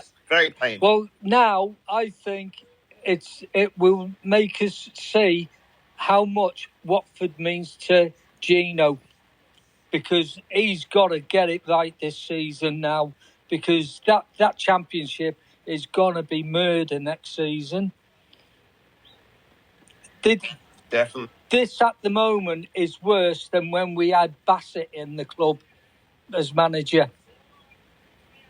Yeah, and Bassett was terrible. Yeah, I agree. And Bassett was awful at this club. Yeah, we knew after about 4 games where we were going with Bassett, and that was only down.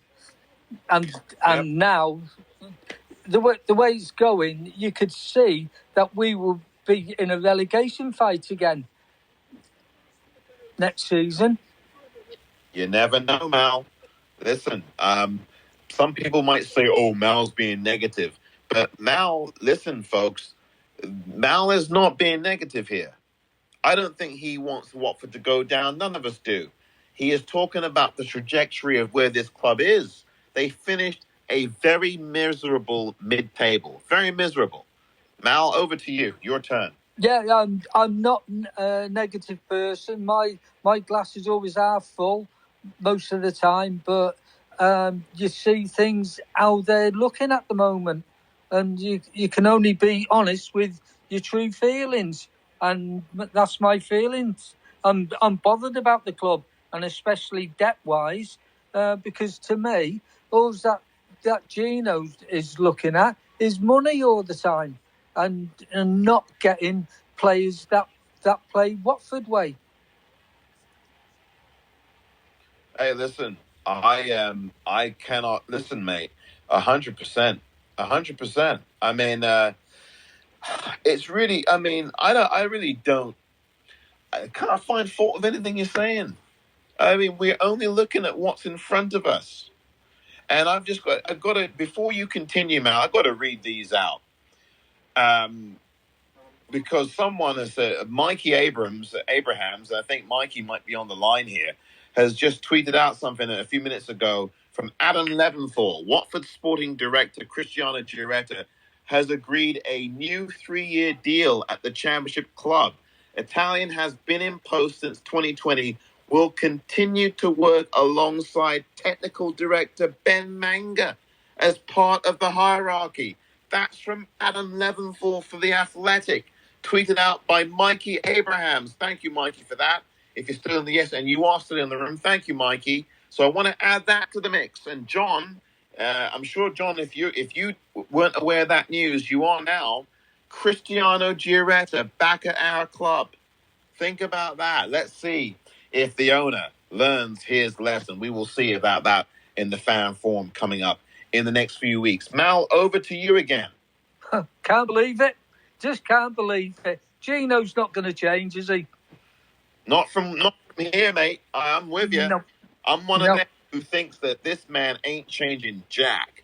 This man is too stubborn. Look, we all have our views, and people have differing views. I think the man is stubborn.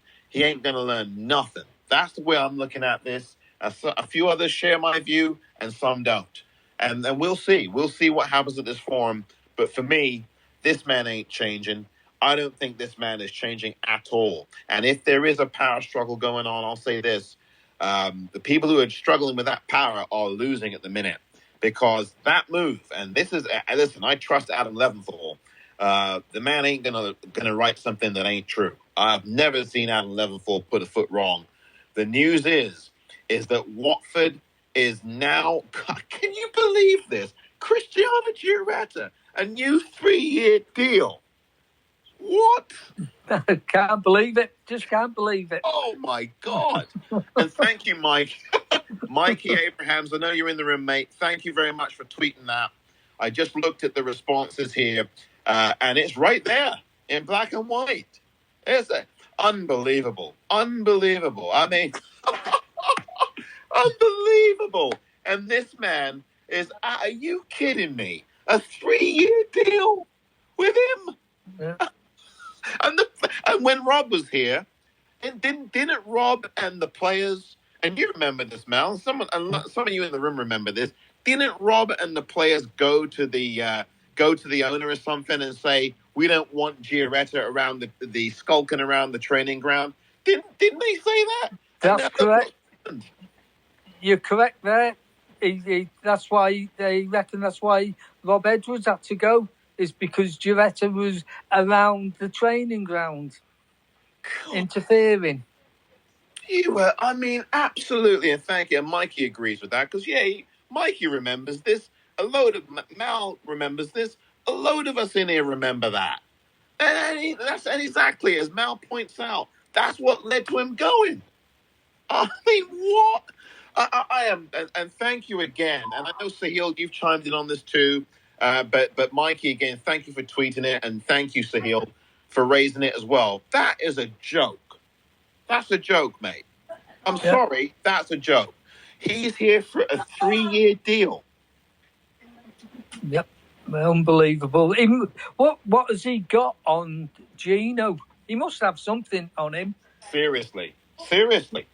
I mean, that news there, that's breaking news. And I've repeated it a gazillion times. Mikey and Sahil, thank you for pointing this out. 3-year deal. And Adam Leventhal, thank you for writing the story. I haven't read the story yet, but if you go to Adam Leventhal's Twitter page, you will find that story. I can't wait to read that. God, dear, oh dear. Well, Mikey is a good lad. He knows his stuff with Watford and that. Yeah, Adam's a proper Watford fan too, isn't he? So, and he's behind the club.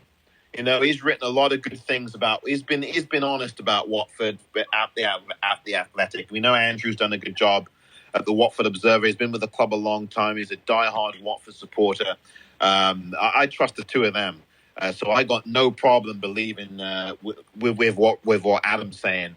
But that is astonishing. And I haven't read the article yet. But Mal, that's a disgrace, mate. Unbelievable. I mean, Mal, that just sticks the knife in some more, doesn't it? It just sticks the knife in, doesn't it? It's bad enough that lot got promoted today. And now, look, on top of that now, a 3-year deal. Yeah. Oh, dear, oh dear. It's a joke. It really is. Laugh to keep from crying. I'm telling you. A sad day just got worse. Got comical. That is complete madness now. We are absolute Muppets now. I mean, this club has turned into a Muppet theatre. It really has. Yep. Oh, we'll just be another laughing stock if it carries on like that again this next season. God, dearie me. Mal, this is really bad, mate. And I know there's a couple of other, and I promise I'll get to England and Rudy. Rudy was first and England is second. I'll get to you all, I promise, the two of you. You're coming up next. But please, if you got any other Watford supporters want to come in and follow Rudy and England in here, please do, and I'll put you up in a few minutes' time. But Mal, I mean, this thing here now, it's just brutal now. We sorry to butt in. We need Elton back. Good call on that. I agree with you. And Elton did say, Mal, if you remember this, after he did the concerts last July, he did give express his wishes. I think it was through the Watford Observer and elsewhere, that he wanted to get more involved in the club. And obviously, look, he's finishing up his tour. He'll be finishing that up in July of this year. Whether or not he does, in fact, get more involved is an open question. He obviously would want to spend a lot more time with his family. I can't blame him for that. But absolutely, I would welcome Elton back in here. I've been putting out tweets and things like that over the last few months, practically begging the man to come back at this club. His presence is needed at this club. It really, really is. The question becomes, how much power would he have? How much power would he be given? And pretty much, you'd be really asking him to be the owner. And I don't know that he has those kinds of financials. Quite frankly, I don't think he does. But that's between you and I, Mal, about Sir Elton. But Elton needs to be back here. We need someone of that stature who knows what this is about. It would be a hard slog. It would be a big challenge. But this is the man who knows this club better than pretty much everybody at the minute. And, look at this. Look at that appointment. That's the appointment we got. Cristiano, I mean, what? Yeah. What message is that sending to the fan base? Yeah. Well, at the concert, Elton did say that he wants to get his hands dirty with the club again. Yeah. I heard the same thing, Mal. 100% with you. I think most Watford supporters, and listen, I don't want to speak for everybody. I can only speak for a few Watford supporters who share the view I do. We all share the view, some of us, at least some of us do, that this club would be in better hands, or at least would have a better chance with Elton John. So Elton John has done this. Listen, I mean, I'm not saying he's going to turn water into wine straight away, but my God, could we go any worse? I mean, I know actually days were terrible, and Bassett, there's the disgrace, and Bassini, and all the rest of it.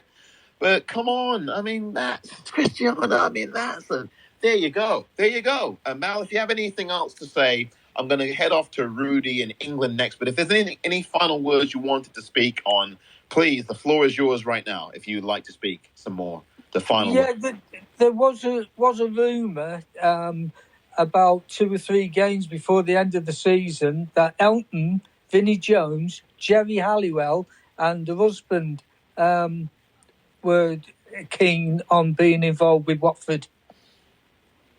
Well, we'll see what happens there. You know, it's really difficult to address those rumours without more. I understand what you say, Mal, there, but we'll see if that ever pans out. At this point, there just needs to be a lot that needs to be rearranged at this club now. I don't think we have the luxury now, Mal, anymore to say, well, Gino did all this in the past. Yes, he did. But it really is now, what have you done for us lately? Yeah. And fan base gives its heart. I want to say this now because no one else has said this yet tonight. Us as fans, we spent much money. We're traveling this club, following up and down the country, flying to different countries to see this club like I do, and some fans do. We bleed for this club, and this club has treated us worse than dirt. Mal, thank you very much indeed for your comments tonight, and keep on listening to Orns and Orns WFC on YouTube. Please subscribe, and I know you have, and continue to do so. Thank you very much. Spread the word now. Thank you for your comments tonight, Mal. Okay, thank you. Take care now. Take care, Mal. Thank you. Take care there. Mal, thank you very much. Thank you for waiting, Rudy and England. I'll come to you as well. If you want to join Rudy and England on the line here on this edition of Orns, you're more than welcome. And thank you for both being patient. Rudy, you're on first, and welcome to this edition of Orns. Thank you, Rudy, for coming aboard.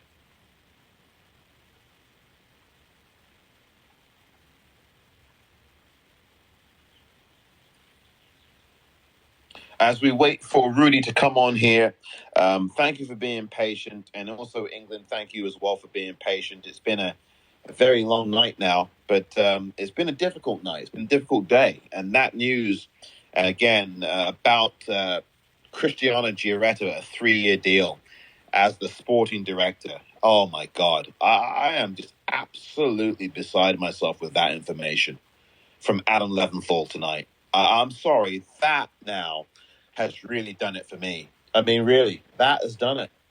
And I don't know. The thing that's not been mentioned tonight that is obviously the 110,000-pound gorilla in the room is, can you trust people at this club anymore? I mean, John, to his credit, is going to give it a go. And John has met people like Mr. Edwards and Mr. Kyle, Richie Kyle, and all the rest. And he's willing to give this fans forum a go to hear what the owner has to say. And he has a right to do that. I'll give it a go as well. But can you really trust this club after what you're hearing tonight from Adam Leventhal? A 3-year deal for Cristiano Giuretta? I mean, I'm sorry, that has just really done it for me. I don't know, for some reason there, Rudy, we've not been able to get you in here. Rudy, wherever you are, I know you're not presently in the vicinity, but if you do happen to be back in the forum, please try again. I see you now there, Rudy. Please give it another go. I will put England up now because England's been waiting patiently as well. England, it's your turn. Welcome aboard this edition of your Orns.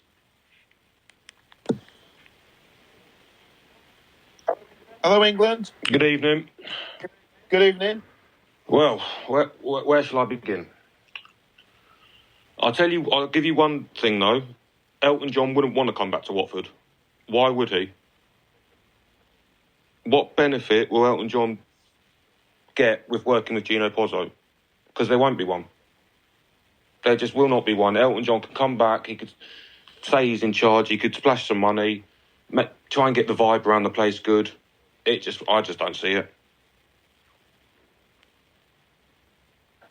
Listen, I hear you. I hear you 110%. The owner is a big factor here. That is an important caveat. As you quite rightly said, and I said this just before you came on, and I was talking to, I forget who it was, it might have been, dear, oh dear, Dan or whoever it was I spoke to. Goodness gracious, my memory is a fog at the minute. I'm just so beside myself with what's gone on. Because I did say this, England, and I agree with you on this point. How much power would he have? If he come back in here, how much kind of power would he have? And as long as Gino's the owner, Elton could come back in here and he could be the world beater that he was in the 70s and 80s. But if you've got Gino at the helm here, Elton is not, to me, going to have the high-flying bird power, if you will, to quote one of his songs from back in the day. He's not going to have the same kind of effect. I mean, I think he would be able to affect some changes, but he's answering to the same person that Scott Duxbury's answering to. I think the only way that Pozzo's going to understand exactly how we feel is people don't turn up, people don't put money into the club, people just completely and utterly ignore anything that Watford say or do, because it's going to get to a point where we've got 10,000 season tickets, whatever it may be. But why? Like, I can't go Watford anymore for different reasons, but no, you couldn't pay me to go to Watford at the moment. People offered me free tickets at the end of the season. I was turning away free tickets to go watch 6th Division football, because watching Watford now is a chore. It's horrible at the moment. England, I'm with you, mate. And listen, you've echoed something that Elite Tigers said earlier. He's not in the form at the minute, but he said the same thing. He lives way up north, out there in Peterlee, which is much closer to Sunderland and Newcastle than to Watford. And he had a chance to go to Sunderland versus Watford a few weeks ago. He refused. 7 minutes away. He refused. And I'm with you. I think that the fan base now, and I said this before you came in, I don't know if you were listening at the time, but before you came in, about a good half hour ago now, I said the Watford fan base has got to start looking itself in the mirror about what's going on. Because in some cases, in some ways, we have to ask the hard question, are we now enabling this? If we continue to go to these games now, and everyone has a right to go to the game. I'm not going to castigate or criticize fans that want to come up to Vicarage Road and renew their season ticket. That's their prerogative. I'm asking a more general question. At what point do we as Watford supporters start to enable this owner if we continue to show up? It's a genuine question. It's not a negative one. And I agree with you.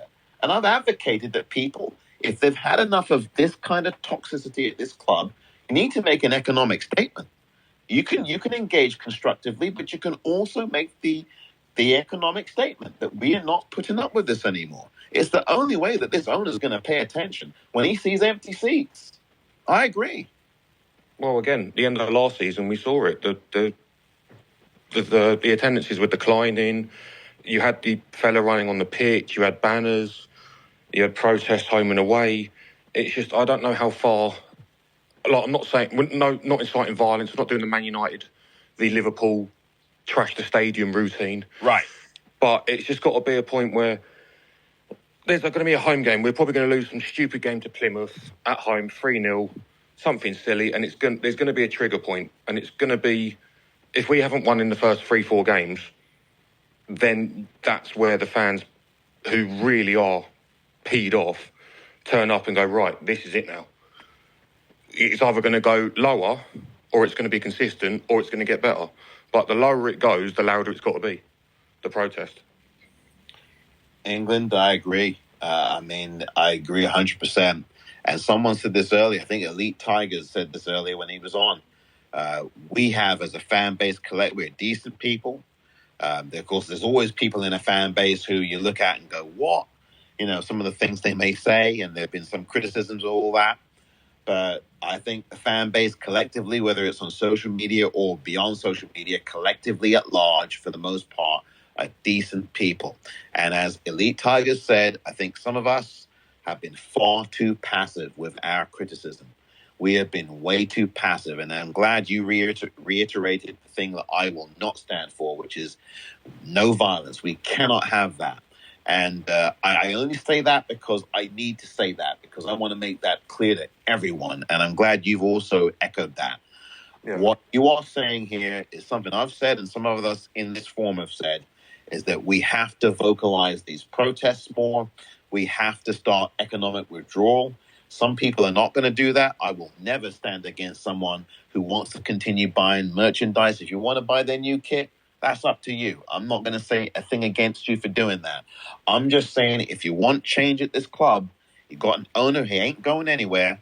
And the only thing he's going to respect is when those seats start to get more empty every game, and you got less people in the Rookery, less people in the Sir Elton, less people in the Anne Swanson, less people in the GT stand. That's the only he's going to respect, because he don't care about us. He don't care about us. He's got the identity of this club is going down the toilet now. And when you've got other fan bases laughing at us, you've got pundits all over the world out here in the United States mocking us. Tim Howard on the TV. Watford is a badly run club, he said that last season. Watford FC is a horribly run club, terribly run club. That's Tim Howard. Come on now. At what point do we stand up and say enough is enough?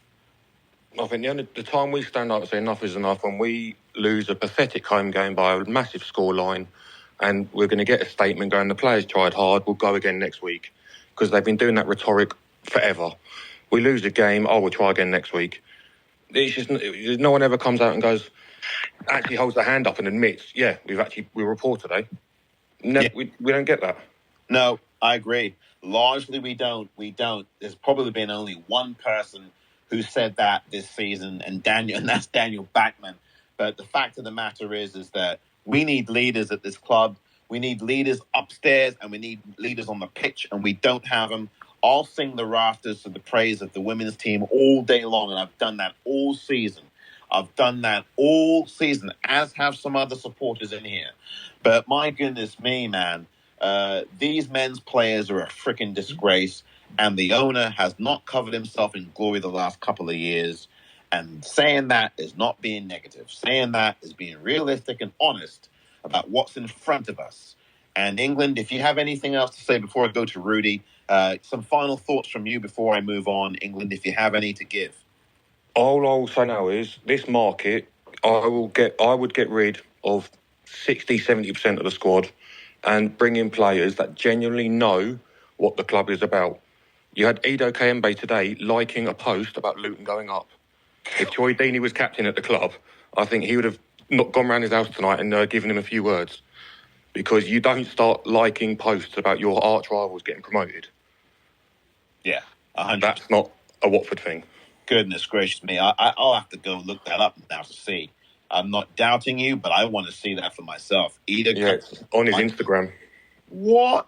On the official Premier League Instagram page, the first like I saw was Edo Kayembe. I'll listen, he can leave the club right there for that, mate. Yeah. Seriously, mate. 100%. I mean, what is that about? Listen, I get it. Okay, he's paying respects to the man. But I'm sorry, that's Luton Town. I'm sorry, that's not good enough for me. No. And if you play for Watford, the first thing I'd tell anyone, no matter if I was a cleaner, a manager, the owner, you hate Luton. You do not respect Luton. You do not applaud Luton. You do not show any sort of compassion towards Luton. You play for Watford. I don't care if they beat Man City 4-0. You do not show them anything. I totally agree. I know some fans don't agree with that, but I agree with you. It's your arch rival. What are you doing liking a post? I mean, look, people have a right to. If they want to like a post, that's up to them. I'm sorry. This is our arch rival. I'm sorry. That ain't happening. There's no Luton Town player that's going to be liking a post when Watford get promoted. I guarantee when we got promoted to the Premier League the last time we did, you didn't find no Luton player liking a post. Come on. Definitely not. That is not happening. Not having that here. And some fans differ on that, fine. I'm not having that. England, thank you very much indeed for your time. I really appreciate it, mate. No problem. Take care. Cheers. England there with his point of view. And Rudy, if you are there, I know you have been holding on, Rudy, but I know you have dropped off the forum. You're more than entitled to come back in, Rudy, if you'd like. Reading out some more comments. Pat had talked about Uncle Ron. Pat's no longer in the forum, agreeing with Finlay, who dropped out the forum after he lodged his criticism. But look, the point is we as Watford fans are not going to agree on everything. We are not in lockstep. But what I believe we can agree on is that this club presently is not in a good place, not in a positive place. I think that Watford supporters of any persuasion can at least come to an accord on that. And that there is a lot of work to be done, not just on the pitch for the men's team for next season, but also upstairs in the team, upstairs in the boardroom, I should say, and also rebuilding the trust, because the trust has been taken. I think there's a number of Watford supporters who no longer trust this owner. Whether you want the owner here or not, whether you're going to be giving him a listen at the fan forum or not, there are some Watford supporters who I don't believe trust this owner, and I can count myself presently as one of them. I'm willing to give him a hearing at the fan forum, but it's kind of like what was said in a political day by a certain person. Trust but verify. I am absolutely... listen, I actually really have lost trust, because I think the club in some areas has lost trust in the fan base, does not seem to care about the fan base, ejecting fans. This is stuff that Watford Football Club doesn't do unless Watford Football Club fans are holding up something that is offensive in the ground, offensive to people, that targets a group of people, that targets a group. That's when a fan should be ejected. If a fan's holding up a banner that targets a group of people, that targets a member of a particular community, that's where you eject fans. But you don't eject fans from Vicarage Road for saying Pozzo out. And as I've said on Twitter, if 2 9-year-olds held up a banner that said Pozzo out, would you eject them? Would you be the Watford that is the original family club that you call yourself? Or would you eject those 2 9-year-olds? That's something that I would love to find out the answer to. Well, if anyone else has the desire to come forward and have their say, this is the last call for that. I'm going to wrap up what has been a fairly lengthy forum tonight. Thank you for being so patient. I apologize for the forum going as long as it has done. But understandably tonight, it's been a very difficult night. The pieces of news that really have floored me, and I'm sure have floored many of you tonight. Obviously, that lot up the M1, promoted to the Premier League. This is something I predicted that would happen. I'm not happy about it, but I'm telling you that this was going to happen. I said this back in March on the podcast, I said that this team he was going to end up lifting a trophy. And here it's happened now. And the owner that we have, I don't think cares. I don't think he cares. I really don't think he cares. The main points for me tonight, before I say goodbye, is that there's a lot of work to do. The other piece of news, before I forget, Cristiano Gioretta is back at this club. A 3-year deal he has agreed to, as per Adam Leventhal of The Athletic. Tonight, Cristiano Gioretta back at the club as the sporting director. He will be working alongside Ben Manga, who is the technical director of the club. Oh dear. Sleepless nights continue for Watford supporters. I don't know. I do ask, are there suggestions that you would have to make this club better? I have repeatedly asked that question. What would you want to see as we get ready for this fan forum coming up?